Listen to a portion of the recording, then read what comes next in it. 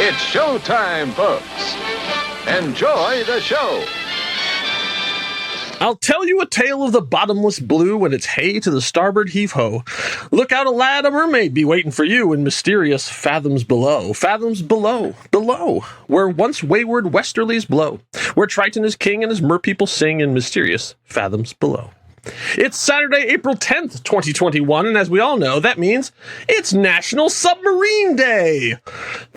Thank you for taking time away from your undersea party to listen to our little show, because this is Saturday Matinée. Those lyrics come from Howard Ashman from Disney's Little Mermaid, of course, and to navigate these rough seas, I've enlisted two hearty men of the sea. The keen-eyed man at the mast, Ray. Ahoy? Is that it? I don't know. I give up. Okay, well, you're knee-hauled. Whatever that word is. We'll keel haul you later. Keel haul. That's it. And that siren of the sea, the handsomest man in podcasting, Tommy. That's me, and I'm so glad. I was afraid for a second that you hit your head and you thought this was your sea shanty podcast. So I'm glad that we're back. I'm recording that right after. I'm just warming up here. Got it. Okay. Yeah. This is my pre-show. Yes, and I am Kyle. I'm from the Marvel Movie Minute and some of our other podcasts I will be hosting today. So welcome. So first question I have for you gentlemen is, what have you been watching? I have been on a nostalgic trip, and then I saw a real new one that's just up for Oscars. Number one, I rewatched Field of Dreams. Oh, very nice. Still outstanding. Outstanding. And I cried 2 different times. And none of it has anything to do with having a catch. I still don't like having a catch. I think it should be playing catch, and I think you stand in line, not online. Hot take. Number 2, but I cry from happiness when, like, he, after dropping off Edward James Olmos, and he makes that U-turn, and it goes, Marvin Graham, or whatever it is, Moonlight Graham. And he's like, you saw it. I knew you saw it. And I was like, he totally did see it. Like, I just love it so much. And then the other one was Broadcast News. Oh, I was just thinking about Broadcast News the other day. Has been in my top 5 for a long time, then fell to top 10 because I haven't watched it in a long time. You can't get it on DVD anymore. And then I was like, oh, right. Like things, like digital things. And you can get it right now through Apple TV you can buy it for $3. And I bought it, and it is that is a bargain. It is so good, so timely, and so many of the lines just hold up. I mean, it's just really, really, really, really, really good. One of my favorite lines from that movie is actually, it must be great being the smartest person in the room. No, it's terrible. No, it's awful. It's awful. It's awful. Yeah. It is for sale.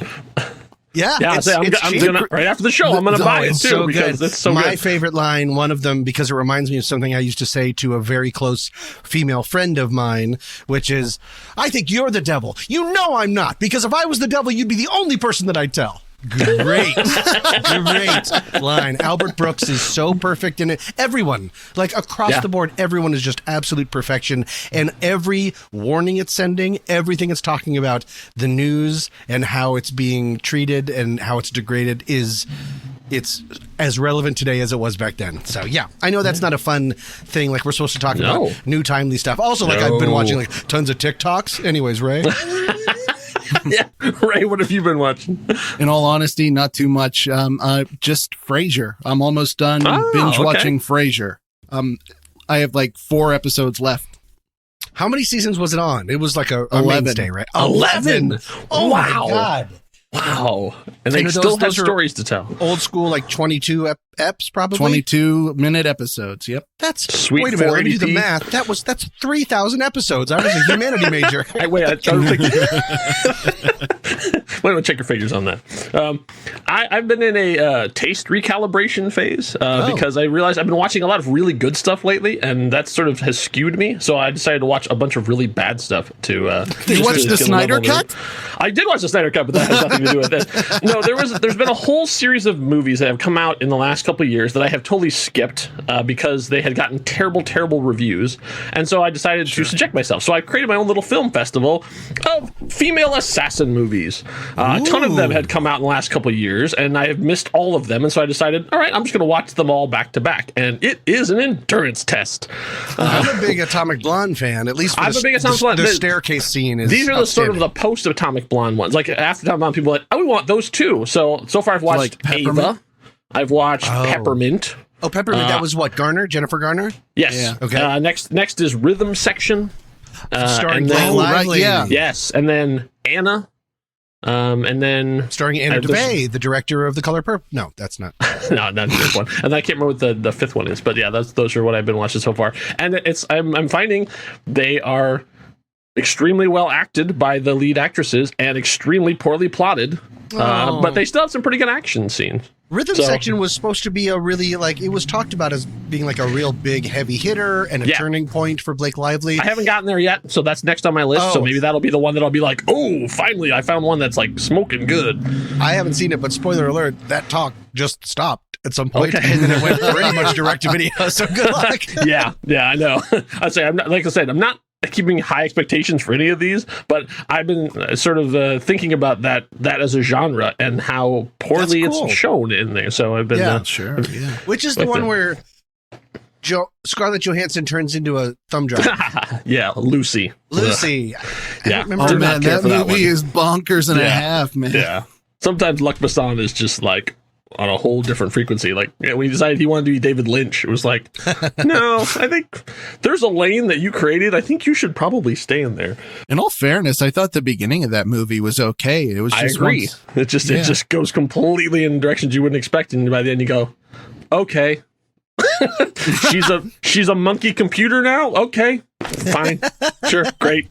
That's what they used to call me in school, you know? Monkey computer? Oh, that's adorable. It's in my yearbook, Ray, a.k.a. Monkey Computer. Most likely to be a monkey computer.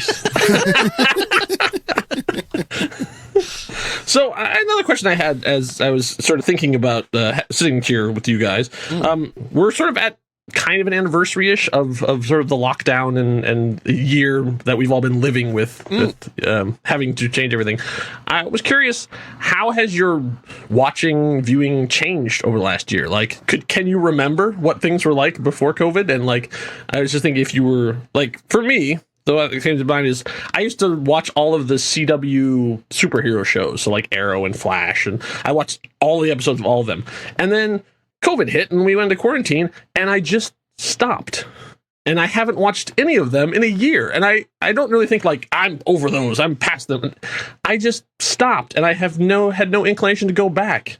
It was sort of odd when I looked back at it. So I was curious if you had anything similar of like how your viewing habits and changed, or what you liked more, what you haven't liked more. Are you binging more? Are you binging less? Are you pickier? Are you less picky?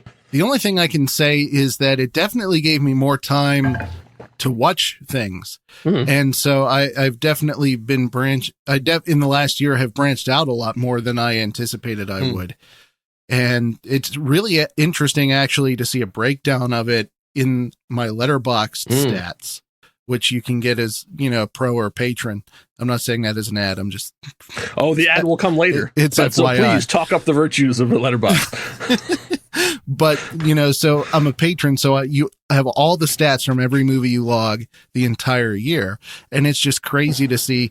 Last year, I averaged almost 2 movies per day. Nice. Wow. Why are you on this podcast? You could have your own podcast. He does have his own podcast. That's true. Good point. But another one. I don't know. Yeah. What about you, Tommy?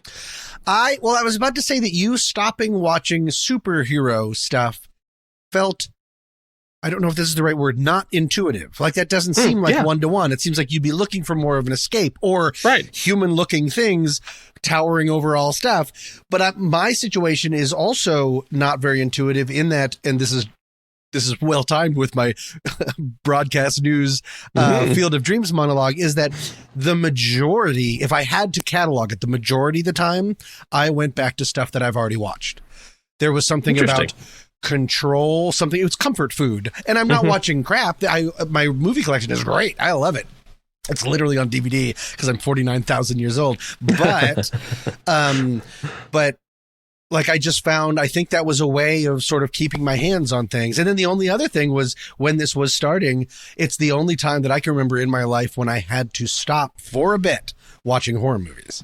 Horror movies are my favorite thing. And one of these is, speaking of one-to-one, I know I've told the story before, so I'll tell it very shortly. I was watching one of my favorite horror movies. And this is like around maybe late March, April. I was getting very uncomfortable. And I was just like, do I not feel well? Or I'm just like, ugh, I'm not really enjoying this. I was watching the movie Contagion.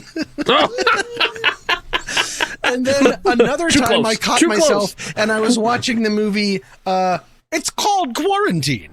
It's the English version of REC, R-E-C. Oh, yeah. Where everyone is trapped in an apartment building. I live in an apartment building and no one can leave. I can't leave. And everyone's getting sick outside. Like, it was crazy. So I just had to, like, I usually am pretty Teflon about what I watch and not having it impact me negatively. And I really had to take care of myself in a way that I haven't had to, which makes me think that I'm growing as an adult. Aw. Yeah. Yeah.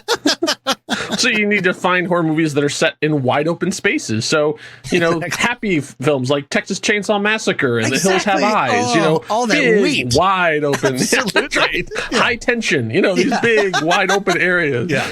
Just The Last House on the Left. casually running through the fields. That's interesting. Okay.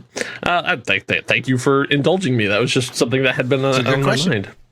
So, all right. So let's, there's nothing really in the news that I found really that exciting. Is there anything... I'll say from the gasp, then please, if you have something that was really thrilling to you, Ray just fell back on his fainting couch. Oh, I'm sorry. I was just practicing my gasping at that particular moment. Oh, okay. Just some bad timing. Comcast is considering making all of their Universal films only available to stream through Peacock. Peacock? Are we really thinking the Peacock's going to stick around? Well, they own...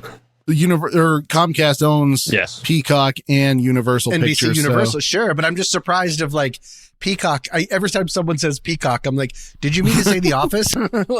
like, is anyone going to Peacock for other things? I don't know. At the moment, I don't know anything else that's on there that has really been that. I think it's interesting that news comes on the heels of Sony's announcement that all their new releases are going to Netflix first. So Sony is the only one of these mega corporations who went, we're not making our own streaming service. Like, you guys know what you're doing. Just write us a check and we'll put them up on there. So they're using HBO Max in the same way. I mean, they're using Netflix in the same way that Warner Bros. Is using HBO Max. Like, you already have the platform. You already have the people. Like, you get our new release movies for a certain period of time. And then they Paramount leave. has Paramount Plus. So it's going to be this huge split. Yes. The thing that I was like, it'll never work. It'll work. Yeah. And who is that terrible for? Us. Well, exactly. Another channel, another place, another exclusivity. I mean, thank goodness there are great apps out there. Like, let me see, I'm trying to give them a plug because it's so great. Just Watch. If you don't have Just Watch, download it because it's so great. Because when you want to watch a movie, you just put it in there and it tells you what streaming services it's on. Oh, is that? I use something called Decider and it's not that great. Okay. Is Just Watch better? Just Watch is pretty good. Yeah, and they keep it up to date. Oh, so like, that's great. If you're looking for stuff, and they also, if you can't stream it, they will tell you where you can buy it and who has it cheapest. Oh, dynamite! Just Watch. If you use something like Movies Anywhere, then you can buy it one place and it'll show up in multiple places. Yeah. So it's super helpful. You know, another great thing is on Letterboxd. And I swear, I'm not meaning this as an ad. When is your wedding? Letterboxd coming up? Do you want me to officiate? Tommy, we've been married for 6 months. Where have you been? Oh my God, I'm so sorry. I'm bad at Facebook. COVID wedding. So romantic. Did you hide the ring in your beard? Yeah, I did. I tied it. It was actually braided. It was like Gimli from Lord of the Rings. And it was at the very... Okay, that's enough. No, but the cool thing is Letterboxd actually uses Just Watch to track their movies and stuff. Okay. And what's really cool is if you have a Letterboxd profile and you add movies you want to watch to your watch list, you will get notified when movies become available on a service that you subscribe to. Oh, this is all so much better than Decider or whatever I said that I'm using. Yeah. All right. So, yeah. That's great. Stay tuned to the end of the episode, and we'll have a special code for you to get into. A little tease there. Yeah. But speaking of little teases, Ray, your first trailer is for a sequel that we didn't think was ever coming out. Right. Come on and slam, and welcome to the jam. Tell us about Space Jam, A New Legacy. Well, thanks a lot, because now I'm going to have that song stuck in my head for like the next week.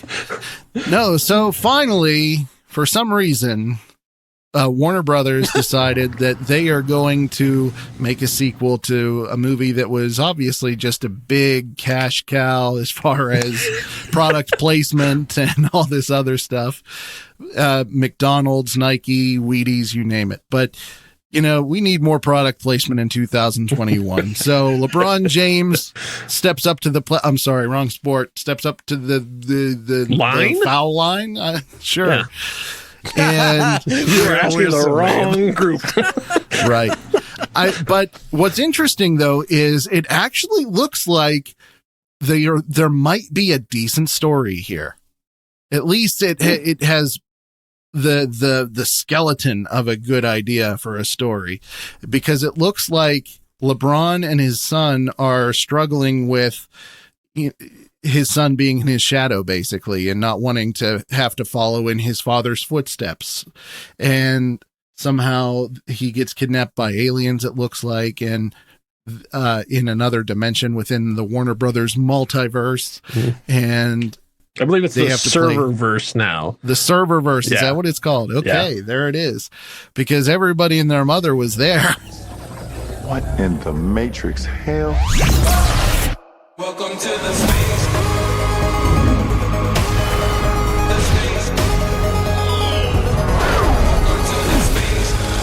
Welcome, King James. I am the king of this domain. This is the serververse. What'd you do to my son? Where's Dom?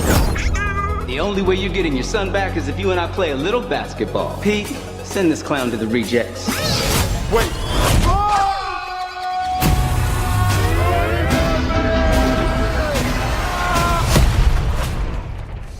What is this? Ah! I'm a cartoon? What's up, Doc? What does a new Space Jam need? What was lacking in the first one? That was like Pennywise. That's what they need. And sure enough, there he is. Wait, Pennywise was in the trailer? Pennywise is in the trailer. I was thinking, and I'm sure I'm so late in saying this, but I just watched the trailer today. It looks like Ready Player LeBron. Like it just looks like Ready Player One, and they were like, do that this time, which is actually just our characters. Much more interesting than. Oh, I never saw the original Space Jam. I know, right? Dude, no, it's not my fault. My parents were religious. Wait, what? But Tommy, we're of a similar age, though. You remember the hype train around Space Jam? Kind of. I really missed it for some reason. Like I knew it existed, and I know it was Michael Jordan playing He Was Real, and then there was like Bugs Bunny, and they were playing. Yeah. Well, even if you didn't see the movie, I just remember like it was everywhere. I definitely knew about it. It was a cultural phenomenon that I only knew what I just said for some reason. Right. Probably because I didn't care about cartoons and I didn't care about basketball. So I was like, literally, why not call it Making Fun of Tom? Like, why would I want to see this movie? Like it's a montage of times I've tripped in public. Like, why would I want to see that? So no, I totally missed it. But this looks, I mean, I love pop culture-y stuff, and Ready Player One gets better a little bit every time I watch it. So it's fun. So if you're interested in seeing this movie, it comes out in the U.S. on July 16th. And I do believe this is going to be a theatrical release. I believe it's both. So you can see it on streaming on HBO Max, or if you have a subscription, or you can see it in theaters if it is safe to go there in your area. So. Right. Oh, real quick, did you notice the Droogs from Clockwork Orange are also in there? Oh, I got to rewatch that trailer. I missed a lot. Especially in the crowd, like when they show like they're standing there in the crowd scene, and they pause it, and you can see there's all these Warner Brothers characters from all their different IPs. Wow. I guess. Hate these then. Yeah, but it's in there. Yeah, good pick. And my daughter when I watched it was incensed the fact that they buried the lead on what she thinks her favorite joke is. And I'm going to wait until Tommy stops drinking because I don't want to have him do a spit take right into his microphone. Because Don Cheadle is in this movie and he's playing Algorithm. Oh, God. Did I write this movie? Yeah. So, keeping on the juvenile bent that we've taken, my trailer is called Street Gang: How We Got to Sesame Street. It is a documentary about the creation of Sesame Street. This was an experiment. Tag, you're it. No one had ever seen anything like it. I wanted to capture the family aura. Hi, Bird. Ernie! But I don't think any of us sat there thinking, oh my God, we're changing the world. Joan had a brilliantly simple notion. Children were watching a tremendous amount of television. So why not see if it could educate them? It was actually based on a book by Michael Davis, which is a very, very good book. I have read it. I highly recommend it if you're interested. I kind of like the story because there's no backstage machinations. There's no clashing egos. It's just like, what if we made something really nice and helpful? And everybody went, yeah, we should do that. And it's like, not everything is, smooth and easy on the way. And like they talk a lot about how they were pushing the envelope in a lot of things where a lot of the more conservative elements were trying to stop them. But just to see all this great behind the scenes stuff of watching Jim Henson and Frank Oz playing Bert and Ernie. I mean, like they really never put out a lot of behind the scenes stuff for Sesame Street kind of because of the target audience. Like they didn't want kids thinking about the fact that there were men running around underneath all their favorite characters or inside them in that case. But I'm very interested to see how they're going to put together this story. So what did you guys think of the trailer? I thought that this is phenomenal. I love Sesame Street. I love everything Henson.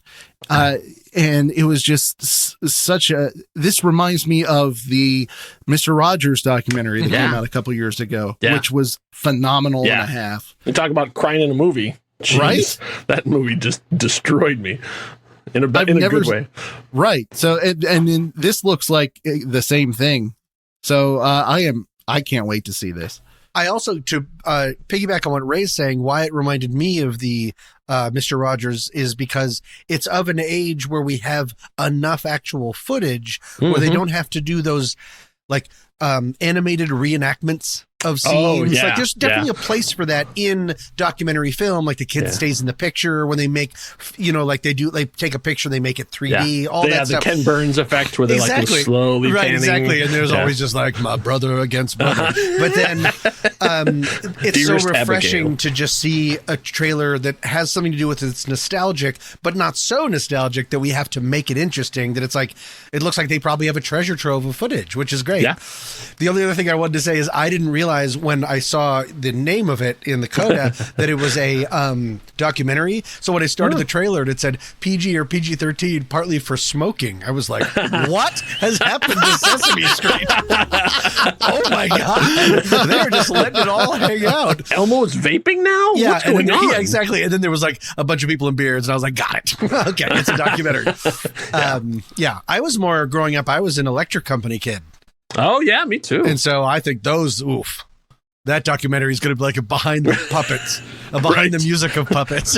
Yeah. It's gonna be rough. Yeah. When they get to the 3-2-1 contact documentary, then I'm there.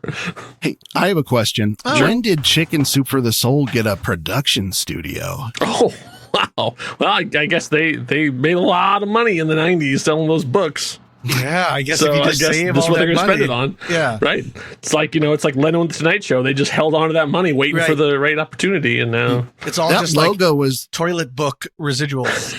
Right. Every grandma in the country. Yeah. It's like owning stock in Werther's Originals. Like you're going to make it. You're going to make bank.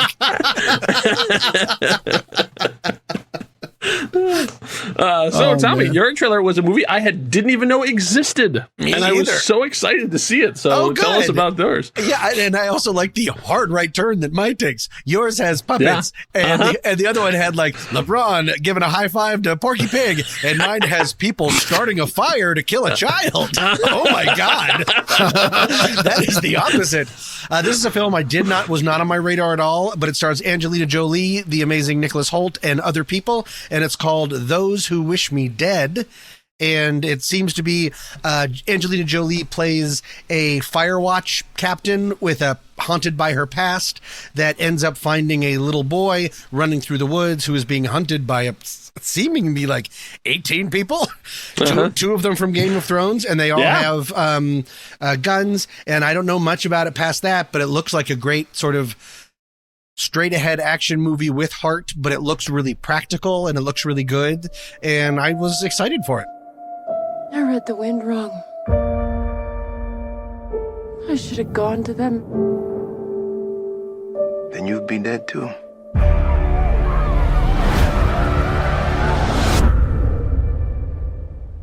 That's our job.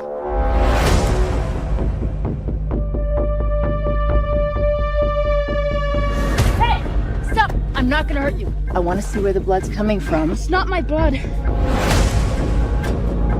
You in trouble?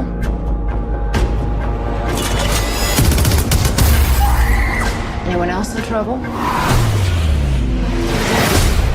My dad said if anything happened, I should find someone I can trust. Are you someone I can trust? It's an action movie with heart, but is not based on IP and is not based on, it's just like the movies that we used to make. And it seems like the kind of movie that it would take now Angelina Jolie signing on to be able to make it. And so I'm all for it. I like it. Yeah. Little fingers up to his old tricks again. Oh, yeah. Little fingers there. And they just look at him and he's just like, yeah. You can tell I thought it was really, really cool. And I also like the fact that it's not trying to be like Salt or Taken or anything. It's not like Angelina's not showing like, grounded. She's a former special ops. No. Who's now retired. No, it's like most of the time it looks like she spends running away from them. Like I like the fact that it's about surviving. It's not about her hunting them down like First Blood or something. No, it's like we're just gonna keep running. We're just gonna run as far as we can. Information to like help him through a fire. Yeah. Because she knows what that's like. And I like Taylor Sheridan. I know that the Sakara movies have some pretty messed up politics, depending on how you watch them. But I really still think the Sakara movies are really cool. And I loved Hell or High Water. That was on my list, too. That's actually on my list, too, because Emily Blunt apparently has a big action scene in the first Sicario movie, which I've never seen. So I have that on my list, too. Oh, I really like them. And so, I like Taylor Sheridan. I like everything about this movie. And because Ray did it, I remembered to do it. It comes out on May 14th, 2021. Somewhere. Darn it. I didn't do all the work. That's okay. It's on both. So it's the same thing like that. You can either watch it streaming on HBO Max or you can go to theaters if it is safe to do so in your area and you are able to. So, it looks really cool. What do you think, Ray? Honestly, I was pretty confused when I watched the trailer. Yeah. But I have the attention span of a fly, so, And we know you're feeling about fire. Fire and trees. You hate when you watch the trailer, were you constantly like patting your beard in case it was catching? No. Like, are you just sort of worried about Tinder or? No, never mind. Is Ray on Tinder? Oh, sorry. Well, great, Ray. Then your trailer sucked too. All right, cool. Thanks, man. I'm very excited about it, and I will sure be watching. I'll be watching all three of these films. So, hooray. Nice job, gentlemen. Okay, so let's play a little game then. So with the world getting healthier, that means people can actually go on vacations again in the near future, and that means cruise season can begin. But I need some help planning my own aquatic vacation because in honor of National Submarine Day, I want to take my trip under the ocean.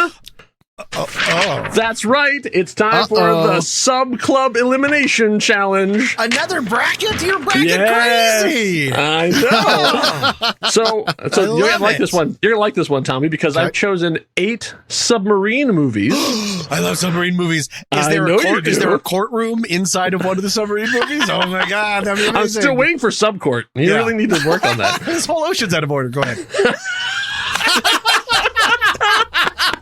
Oh my god, there's the poster already. Yeah. There's a judge and then I'll allow it. Go watch yourself, Cobb. Like I've got all of these great submarine things. Okay, so gentlemen, your job is to come up with which one would provide the most memorable vacation. So I want to tell the story for the rest of my days. I want people to invite me out to eat just to recant the tale. So memorable doesn't necessarily mean, Ray, can we it doesn't mean like best super movie. positive? Right. It doesn't But mean it also like doesn't have to be. It's the story that you will dine out on. Yes. Got it. Like, for instance, the guy that was in 27 Hours, I bet he gets invited to talk about that a lot. And that weekend sucked. He's probably... Like, I don't know exactly how long he was out there. It's in the title. How long was he out there? It wasn't called travel time? It wasn't called 27 or so hours. 27 hours, depending on traffic. Okay, so we got 8 things. So okay, I like this. Let's see. Okay, so let's start. So our first matchup is U-571 splashes versus K-19, the Widowmaker. Oh, ooh, those are. Well, let's see. The Widowmaker. Oh my God, was some wonderful Russian accents in there. A death cruise, and you remember my story about the Widowmaker that I've told. Have I already told it on this podcast? Okay. I believe so, but I don't. Ray, do you know? I'm not sure. Say, can you do a condensed? I can do an extremely condensed one. It was that because I always get annoyed by over looping and over ADR when people like don't understand things. And so there's this one really long scene when they're all like running around and stuff, and then someone passes a box to someone else, and then in the background someone goes toolbox. I mean, who are they talking to? It's just someone in the test audience said, "Yeah, but what was in that case?" And so they had to say just toolbox, and it makes me laugh every single time. So you got Matthew McConaughey, right? Yep. Is Matthew McConaughey, right? And then Harrison Ford is K-19. That's Catherine Bigelow's movie. So let's see. In one, have you seen either of these, Ray? Oh yeah, I should probably start there. Guess what? No. No, Ray. Well, so Ray, this is pretty much a Tommy game. Ray's just there to cheer you on. Let me break it down real quick, Ray, and then I would want your feeling about it. Does that make sense? Yeah. That sounds great. In K-19, it's a Russian military submarine that suffers a horrible, let's say, radiation leak.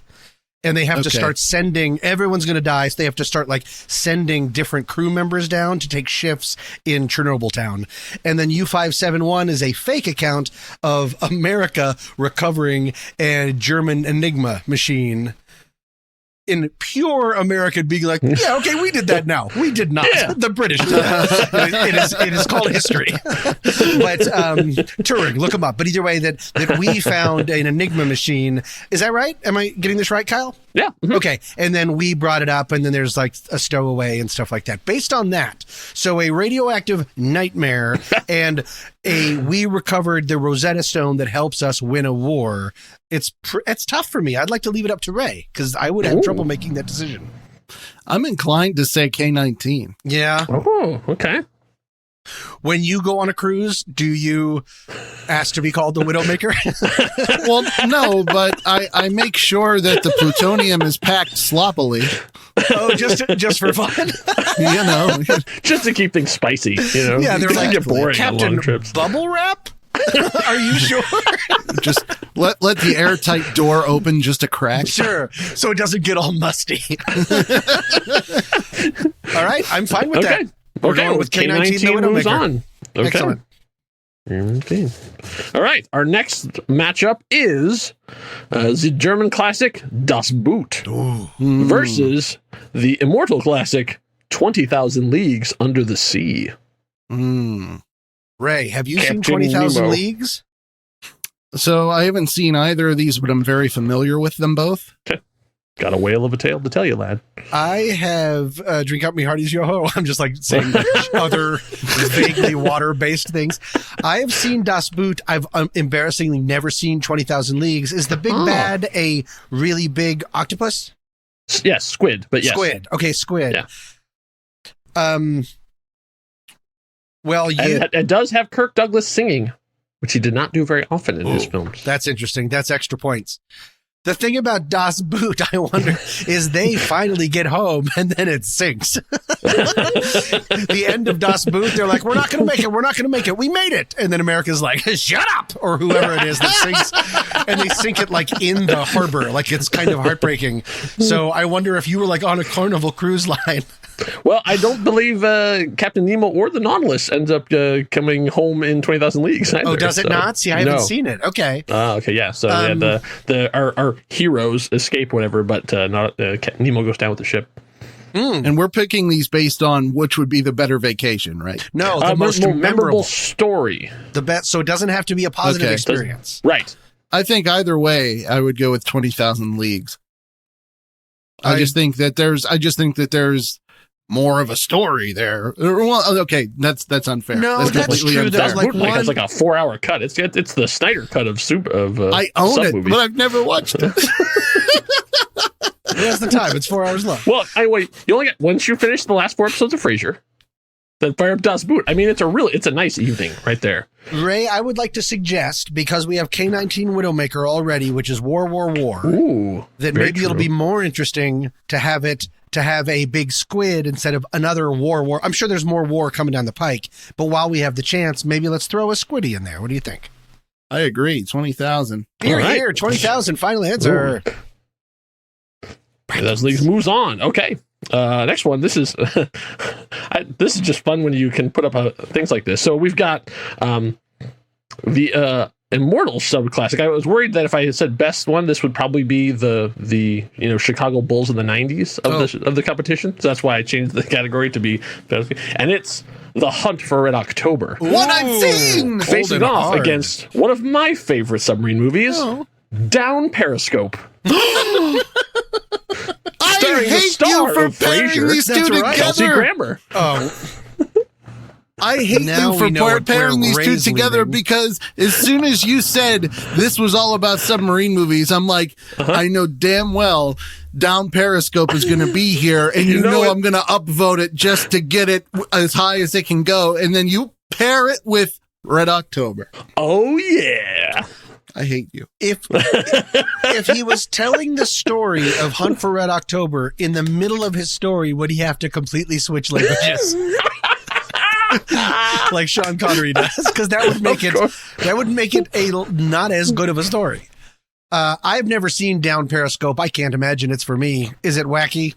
It's wacky. Yeah, those don't tread as well for me. But I'd say I won't say that like this one's going to turn you around. Existential crisis.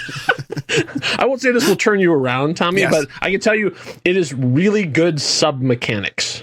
Like in terms of it's the crew is wacky and they're doing their silly bits and stuff too, but like the actual what they do to do this, the idea is that the premise is Russians have a really old sub fleet essentially. Like it's always Russian. Like, and so so they decided to do this war game where what if a Russian, like an old, like from the World War II era sub, like what if they armed it with a real nuke?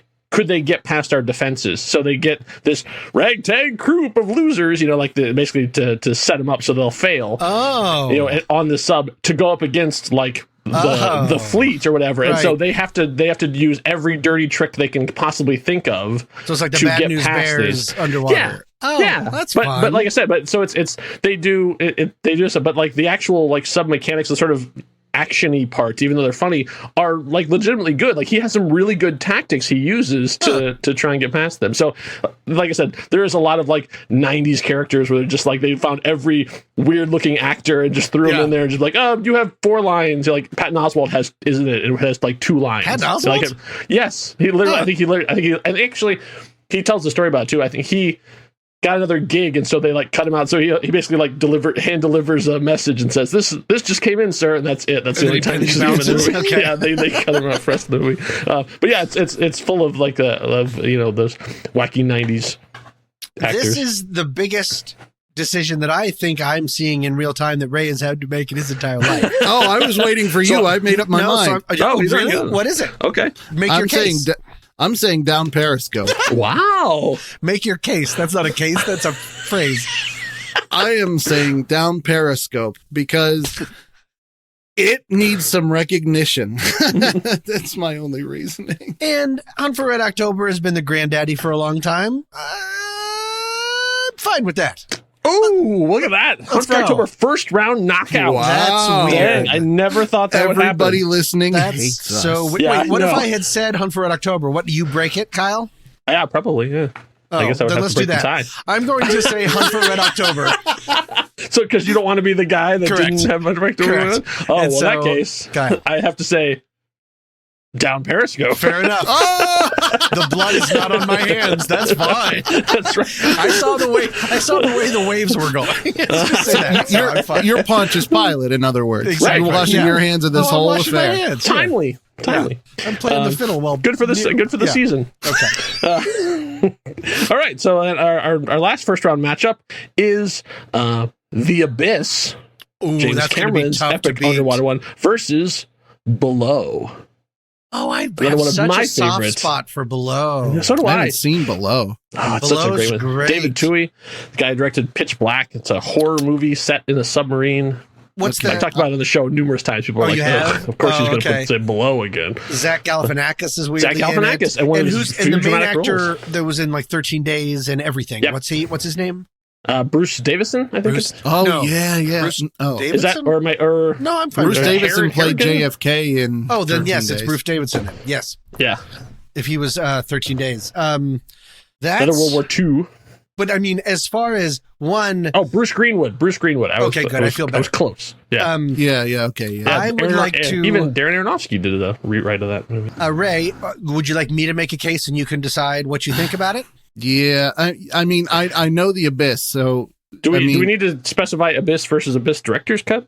It's very different movies. I still enjoy both. I kind of Okay. dig, even The though events are pretty much the same, even though they don't get it expanded. gets so cheesy and preachy at the end. But I remember yes. the first version when it ended and like, hello, Mrs. Thing, hello, Mr. Thing. Yeah. I was like, what? Like, Yeah. that can't be the end. And credits. Yeah, I was like, what do you mean credits? Oh. I remember running up to the screen and trying to push the credits back down because I was so angry. I was like, we need more things. I One of would Michael think, Bihn's best roles. yeah. too. One is a creaking boat and you chasing sounds around that don't show up a lot. One has the equivalent of alien intelligence. I would True. think that the Abyss would be a little bit, but would people believe you? Mm. No, people wouldn't believe you that you're being haunted in a boat. Never mind. I vote for the Abyss. What do you think, Ray? yeah, I'll go with that. The Abyss, Abyss? the Abyss feels like that's going to be the one to beat. Oh, interesting. Yeah, I suppose for this. Yeah. Perhaps you haven't heard of Down Periscope then. Well, they'll be facing off soon, but Yeah. first we've got some math to do because it's K-19 versus 20,000 Leagues. I gotta. That's our next matchup. What do you think, Ray? It's tough because I want to say K-19, but 20,000 Leagues is kind of iconic. It's got like a real life of its own. And James Mason. That is true. And if we're talking about memorable, meaning you're going to be telling this story, not as many people are going to want you to go to their dinner party and be like, and then Frank's face melted off. And then Sergei's hand became his leg. Like, that's a good point. Whereas instead you can be like, speaking of seafood, there was a huge squid. Yeah, I'm fine with I'm off to the bottom of the 20,000. ocean. I'm fine with Yeah. 20,000 Leagues. I like that thinking. You concur, Ray? Yeah. Okay. All right. 20,000 Leagues moves into the finals. So on the other side, we have the the matchup no one ever thought would happen, which is Down Periscope versus The Abyss. Well, Down Periscope. Oh my God. Oh my I'm God. serious. I'm serious. And let me tell you why. I'm using your own argument Because against you're you. wrong. Okay, go ahead. Do your. No. I'm present your kidding. case. No. Okay. I just, I think that a zany ragtag team of imbeciles on a submarine led by Kelsey Grammer is a much more memorable vacation story than, say, some 2001 wannabe. Well, if you tell it like that, you could also say there are gods under the sea, and I talk to them. And a crazy guy, the guy from Alien, grew a weird mustache, went insane, and then he imploded. Yes, now let's see the dessert cart. I'm going for the Abyss. I'm sticking hard with Fair enough. Down Periscope. Wow. Kyle, you gotta Okay, do well, it. this is the problem with seeing the whole map is that I'm trying to think what's going to go up against 20,000 Leagues to provide the most entertainment. And I have to say, That's a good point. I think The Abyss is a good thing. So I'm going to say The Abyss. Oh, Thank God. Okay. I love Down Periscope, and I hope more people will watch it and then go, what were you talking about? The best part is Ray edits these episodes, so I know that Down Periscope is going to win. We'll listen back, and we'll be like, what? And he'll like do it, so we'll be like, I think Down Periscope is the best, the best. Like he'll like string forward all of these words that I just said. Yeah. Yeah, it'll be like, that's right, folks, the winner is Down Periscope. As much as I would love to do that, I do not edit these. Oh, who does? Pete or Andy, I'm not sure. Hi, everybody. It's Pete. I'll be your editor today. I thought I'd take just a minute to remind you all that Down Periscope currently has a 12% at RottenTomatoes.com, and this review from Letterboxd.com I think sums it up best. From Branson Reese. Decades are too long to really fit their stereotypes completely. The 80s weren't just Max Headroom doing a Rubik's Cube and shoulder pads for 10 years. The 90s weren't just a guy in a flannel shirt saying, whatever. They were also the decade that featured a major summer movie where Frasier worked on a submarine and had a tattoo on his dick. We forget that to our own peril. Thanks, everybody. Back to the show. Okay, so then our final face-off is The Abyss versus 20,000 Leagues Under the Sea. Ray, I would like to submit the idea that we have both only seen one of those movies. That's true. But honestly, I'm a real Abyss head. Like, I deeply love that movie. That was the first movie that I was like, I learned that James Cameron has a drowning fetish. Like, all of his movies at some point. Yeah. Like Michael Bay had a crush on an explosion that like everyone has like little things that they took away. So no, I think The Abyss is such a stay tuned for Avatar 2. Oh, that's right. More deeper. Oh, it's going to be so drowny. I vote for The Abyss, but I would like to hear your thoughts, Ray.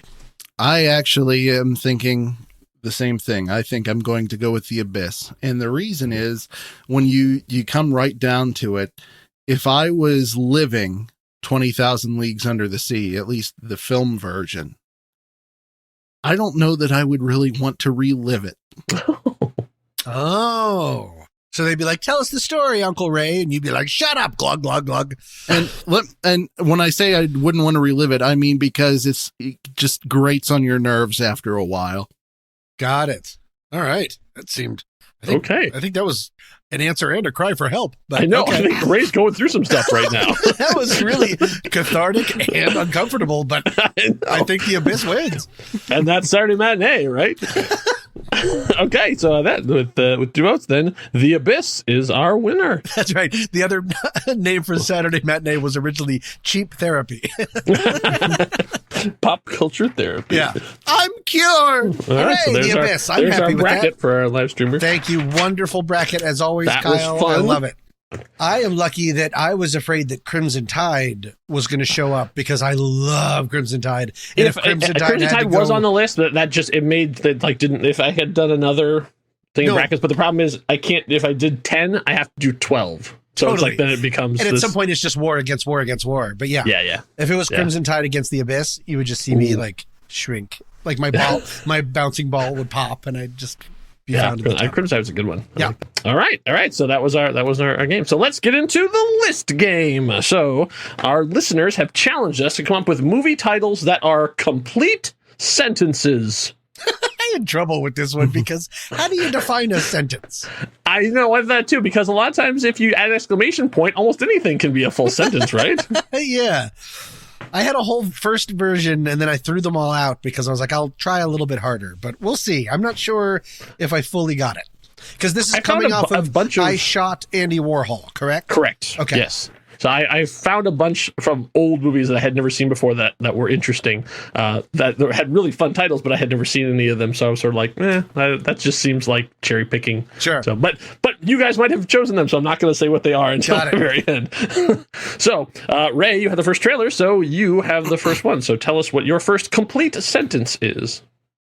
My first complete sentence is, my name is Julia Ross. It's a film noir from 1945. So it's actually I caught this as part of a film noir series on the Criterion Channel and instantly fell in love with it. It's only 64 minutes long, and it's about this girl named Julia Ross, if you didn't know spoilers. from the title. Yeah. Who she's this woman who's looking for a job. She's desperate for work, and she happens to find this woman who's willing to hire her as a personal live-in secretary to a wealthy widow. And Julia's like, oh my gosh, this is such a dream come true. I can't believe it. And the next time she wakes up, she's being held captive in that house. Ooh. And she's being gaslit, and all kinds of crazy stuff is going down. So cool. Don't go to that employment agency, folks. Yeah, right. What was it called one more time? My Name is Julia Ross. And actually, you might be more familiar with a remake that came out in 1987 called Dead of Winter with Mary Steenburgen and Roddy McDowall. Okay, next one's for me. This was a vast shift in tone from Ray's one. This was a movie that came and went so fast I barely remembered it existed. And then in a documentary I watched, they made a big deal about it and how difficult it was making it. So the documentary was The Zen Diaries of Gary Shandling, and the movie is called What Planet Are You From? That's right. Directed by Mike Nichols. Yep. And apparently it was a nightmare of a shoot. Oh, really? I haven't finished the Gary Shandling documentary is amazing, but it's also 19 really hours long. So I haven't finished it. Yes. I'm hovering somewhere in the opening credits. No, I like how it's like two Zack Snyder's Justice League. It's worth it though. I can tell you, it doesn't have a happy ending. Really? Oh yeah, the documentary. I thought you meant the and then he lived forever. Damn it! Yeah. Oh yeah, but apparently Gary was extremely neurotic on it, and Mike Nichols is not someone who can really deal with neurotic people very often. Sure. So every day was like, well, but what am I doing? What am I saying? And it just turned into a huge thing. Okay. That was mine. So, Tommy, what's your first movie title that is a complete sentence? Mine is a movie starring Kate Blanchett and other people.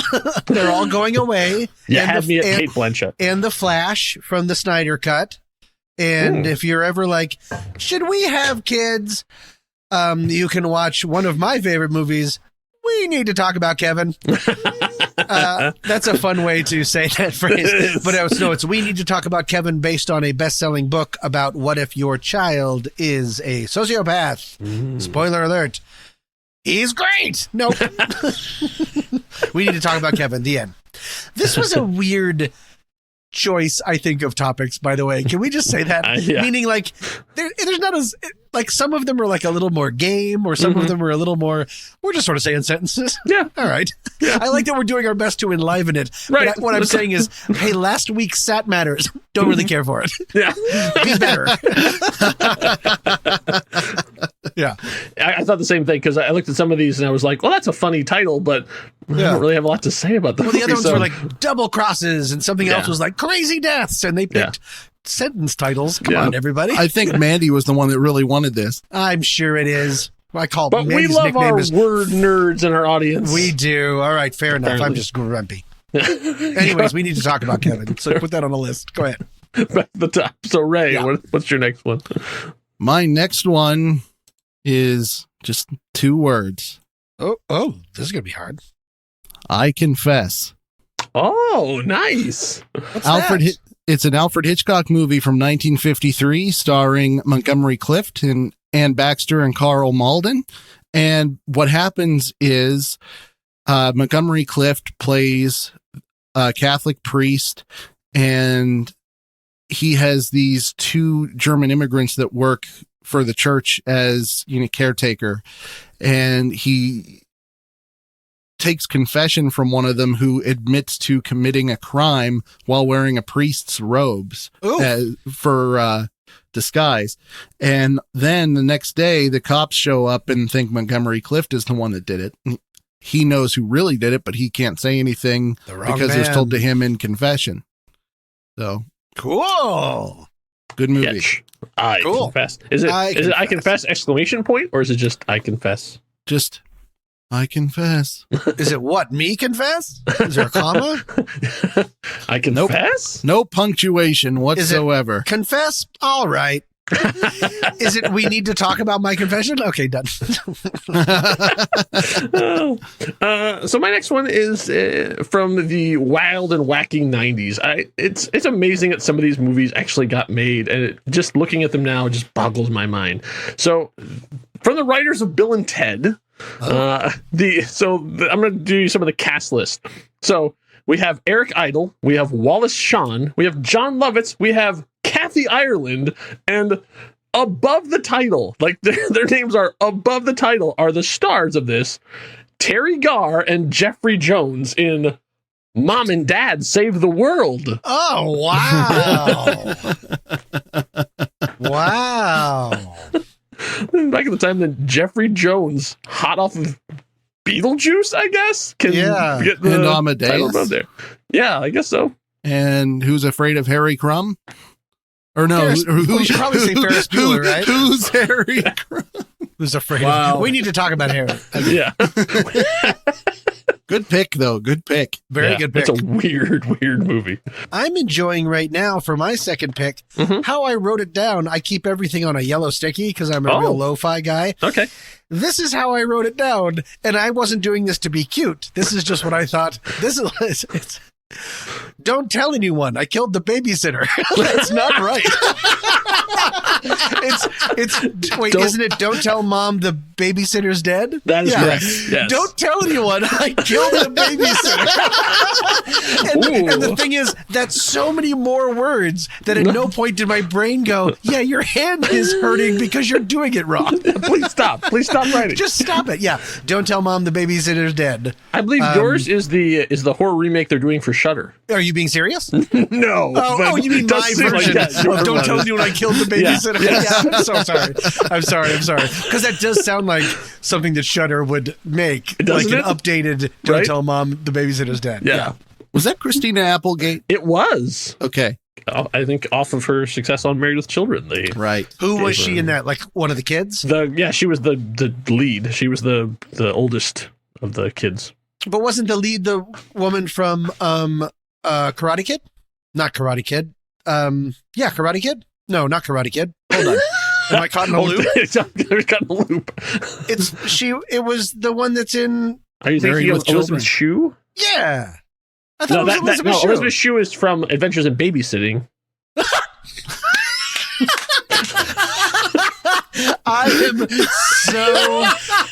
I'm caught in my own slipstream. That is insane. Which was mentioned by Ray in his challenge when he was hosting that you were on. So maybe that's been percolating in your head. Because I've never seen. Now I'm realizing I've never seen Don't Tell Mom the Babysitter's Dead. I've been talking about Adventures in Babysitting, but luckily I picked the one that's a sentence. So hey, I am all over the place, man. Yeah. Why do I always think of it's time for Satmat? Quick, absinthe. Why do I ever think that's my pre-matinee absinthe? All right. Good. Okay. Well, all right. So I think we're back to the top of the stack, right? All right. So Ray, give us your third and final complete sentence, please. Well, Tommy, it'll be a movie that I've heard of. Tommy, if you think that a Post-it note is bad, the name of my next movie is Buy One, Get One Free Quarter Pounder with cheese. Oh, my list is on the back of this McDonald's receipt. Okay. I'm sorry. All right. So my third pick, I have literally 24 movies here. Wow. So, but I guess I'm going to go with one of my, it's a movie that's in my top 20 on Flickchart. And it's a movie that I discovered because of the next reel. And the movie that I'm talking about can you make it a game? Can you give us clues?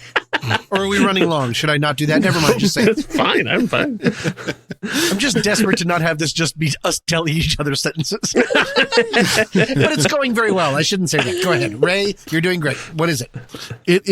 It Happened One Night. Oh, I love that movie. And I'm not known for liking old movies very much. But that movie, I saw that in college, and it still is.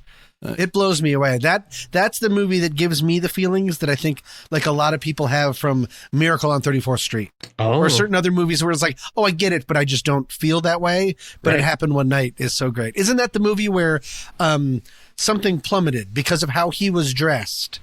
Like undershirts plummeted or something. It was a little bit slightly like old timey scandalous because they have to share that room in that scene and they have like the bed sheets. Sales of undershirts because he wasn't wearing an undershirt. Right. And everyone was like, oh my gosh. And like it destroyed the undershirt economy. Yeah. Andy tells the story about that in the episode. It's fascinating. Really? Yeah. Oh, cool. All right. But yeah, that's such a great movie. Gable and Colbert have just such a great chemistry together. Great choice. It Happened One Night. Yeah. I wouldn't even thought of that. Yeah. Very good. sweet. Yeah. Very nice. My next one is not sweet. But this is, I find interesting that I just found the synopsis from IMDb, and I like it because it takes you on a little journey because you start out and you're thinking like, oh, okay, I think, and then suddenly in the second half of the sentence, it goes in a whole different direction. So it goes like this. An Israeli army counter-terrorist commando fakes his own death in order to pursue his dream of becoming a hairstylist in New York City. Yeah, okay. Because you don't mess with the Zohan from 2008. I've never seen it. How is that? It's fun. I really like Adam Sandler in character work. Like he's done so many of just like, it's just me. I'm going to wear a different shirt. Now I'm a different guy. Like Happy Gilmore is the one that I like of those. Like, he's just sort of playing an everyday kind even of guy. Even like Waterboy. Like, I mean, I think when he actually like does a character, I think they're really fun, but it's like maybe that's too much work. And I think he basically makes movies now to go on vacation with his friends. Yep. It's a guy with his wife and they're in Hawaii. Can I have my check now, Mr. Netflix? Yeah, that's funny. Good choice. The only thing I remember about that movie is him constantly getting with his friend's mom. Yes, there's a whole subplot of him having sex with 50 years and older women in New York. Because he's their hairstylist? Yes. Yes. Got it. Okay. Well, my very last one is something that I would like to wish you, Kyle, and you, Ray, and all of our listeners. Whether you're a Satmat fan, whether you're a hater, whether you like films, whether you don't, whether you're bearded, whether you're clean-faced. I could just go on and on, but instead, I will sum it up and just say, everyone, good night and good luck. Oh, well done. Thank you. That's a classic movie. I like that George Clooney and a bunch of black and white people doing stuff in the news. Okay, go Kyle. Right. A lot of smoking. A lot of smoking. Right. A lot of smoking and murrowing all over the place. Yeah. That's right. Murrowing. I didn't know that was a verb. Edward R. Murrowing all over each other. Yeah. So Ray, you sound like you had a bunch of alternates. Oh, a ton, man. Got any highlights? Mr. Smith Goes to Washington. Some Like It Hot. Oh, yeah. Shoot the Piano Player. Who's Afraid of Virginia Woolf? All right. Now you're starting to make things up. Charlie Makes a Sandwich. Yeah, I can do it too. I'm thinking more now that you're going on your list. So what did you have, Tommy? Ingrid Goes West, Drag Me to Hell, and Now You See Me. Oh, okay. Were my backups. I like Drag Me to Hell. And originally I had like The Curious Case of Benjamin Button, The Assassination of Jesse James. But I was like, are these really sentences? Yeah. Or are these titles? Like I was just, So Bad Times at the El Royale. I was like, no one will ever just say Bad Times at the El Royale. Like if it's a sentence, it has to have like a verb or something. So that's why I threw those out. Earthquake ends in exclamation point. So is that a sentence? Like that's true. If you point and go earthquake, right? No one points at an earthquake. But I get what you're saying. Over there. Besides, I found some fun stuff like I Married a Monster from Outer Space and like that kind of stuff from the 50s. But the two that I had as backups were Dude, Where's My Car? Nice. That is a literal sentence with actual punctuation. It is like a comma and a question mark at the end. Yeah. And then Drop Dead Fred. which seemed like a command. Oh yeah. if you add a little comma, drop dead, Fred. Drop dead, Fred. Yeah. Wally. Anything can be a sentence. Anything can be a sentence. Just a couple dots and you got a whole thing. Yeah. All right, so let's figure out what we're going to do for next week. So next week, we're at number 2 in the Mary Harron series, American Psycho. Ooh. There's a bunch of different options they have in here. The one at the very top, I think, is a really good one. I think I'm worried it's so good it might win, so I'm just going to leave that to the bottom. We have Murder in the Mind. Okay. I guess does it happen? Does it not? I guess that's sort of Climbing the Corporate Ladder. We have Unreliable Narrators, which is a good one. I like that. Always a fan, but I feel like we've done that before. Yeah, I think so too. Unreliable Narrators sounds very familiar. And the next one on the list is Serial Killers too. I'm like, ugh, God, how about just like half of the action movies that are out there? Right. Assuming Someone's Identity, that's a fun one. That's fun. I like that. Yeah, People Living Ridiculously Rich Lives. That could be fun. You know what? Because I'm angry that we got titles that are sentences. I'm going to do the next one. Let's just do Kinky Sex Games 3 times in a row. On a family podcast, they have to choose Kinky Sex Game. I also like... We'll just change the wording a little bit. So it's like sex games that are kinky games involving sex.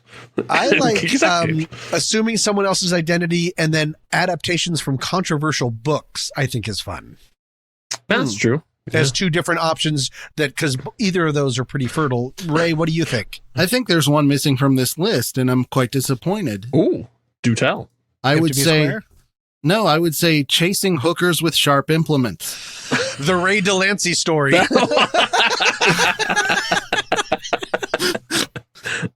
Oh, I didn't realize I had my camera on.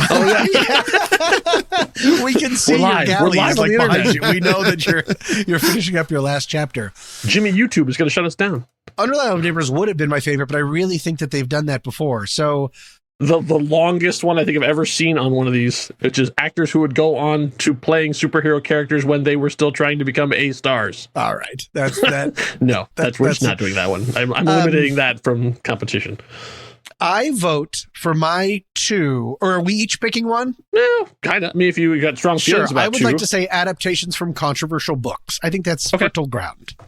Ray. I will say Assuming Someone Else's Identity. Okay. I like it. Is it crazy if we don't do something? This movie is so music heavy. That's the one that I know you were skipping on purpose, right? But only if we like really made it specific. Yes, that's what I was trying to think. Because if we just did so much music that I have an idea, that you can totally not like, but really anachronistic music. The scene in American Psycho is to the tune of Huey Lewis in the News. There is an axe murder. Like, what if it's music that purposefully is anachronistic, like really doesn't match, but to good reason? Yeah. Well, anachronistic means like out of time, but then not what you're saying. I mean, I know. I'm trying to think of what the exact wording is because I love that idea. An ironic music choice, maybe. Okay, I like ironic. We can do that. Ironic or mismatched music to good effect. I'm gonna say ironic needle drop. Okay, because I don't want it to be like just a bad. I don't want it to be bad music choice. I want it to be like when it becomes it's become more and more hip to use songs against their meaning. And just because I'm hosting, I'm saying right now to whoever is going to be on next week's show, Forrest Gump is off the table. You cannot choose it. Right. There's too many like way on the nose things they do in that movie. Like she's walking out the door, and then they're having the door sing, "She's walking out the door." Like, that's not mismatched. That's on the nose. Yeah. Yeah, that's ridiculous. All right. Okay, so we've got our 3. So now those poor fools don't know what they're in for. So you're saying to yourself, ahoy sailors, I like the cut of your jib, but how can a humble landlubber like me get involved? An excellent question. If you just navigate your browser over to nextreel.com/membership and sign up, for a mere 1 gold doubloon a month, you can become a one-reeler and get access to our Discord server, and may the wind be ever at your back. But hold fast, you say. What say I want to do more and also get a little something for myself? Well, wealthy privateer, if you up your monthly donation, you can elevate to the two-reeler status, where you'll be able to watch live streams as we record, like this very show, plus get early access to new episodes of our shows and exclusive private podcast feed. Plus, we'll provide you with a treasure map to reach the super secret member channels on Discord, like the booty of all booties, the Show Talk channel. What be so important about this Show Talk channel? I'm so glad you asked, attentive listener. If you'd like to vote in next week's poll, the only place you can do so is on that Show Talk channel. Monthly schmonthly, you say? I've just sacked a Spanish galleon loaded down with spoil, and I wish to share my good fortune. Then good news, you can now give us an annual donation for any level. It's convenient, it's affordable, it's good for your thrice-damned soul.